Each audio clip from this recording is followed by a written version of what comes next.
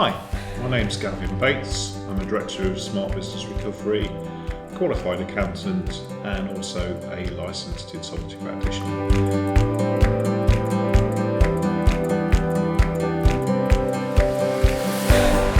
Today I want to talk about when is my business insolvent? It's quite a common question actually. We get a lot of people ringing up and wanting to know when should they stop, are they okay to continue? So the first thing we need to do is actually run through the sort of legal definitions of insolvency, etc. There are two tests. The first test is what I describe as the balance sheet test. Take your assets, knock off your liabilities, and if you've got a negative figure at the bottom, then technically that means the company is insolvent. The second test is the most important one. It's the cash flow test. So in simple terms, can you pay your liabilities as and when they fall due? And that's not, actually, I can't pay this week's supplier's bill, but I can pay it next week once I've been paid and I've been promised payment. That's more looking at the longer term issue of can I pay my suppliers as and when they fall due. So that's the one that you should focus on. Why is this test important? Well, it's important because if it can be proved that the company was insolvent and that you knew it was insolvent, you could be challenged on wrongful trading.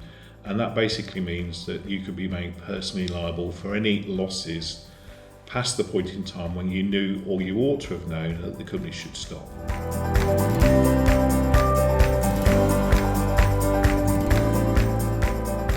The aspect here that you need to really focus on is that when you're getting to the stage where you might be insolvent or it appears that there might be an issue, is that you as director should start minuting what you're doing. So in those minutes there are sort of various points that you need to look at. Number one, look at the financial position.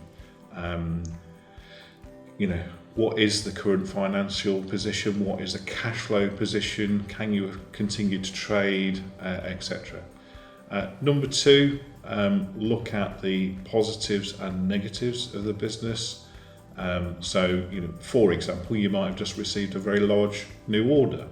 If you can process that order, presumably you're going to make some profit out of it and things may return back to a healthy state.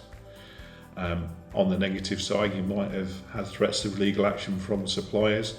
You might be able to deal with those suppliers by putting in place some kind of payment plan. So all of these things need to be documented so that you can demonstrate that you are being reasonable. Okay. Final point in those minutes is to look at the overall position and why it's fair and reasonable for you to continue to trade.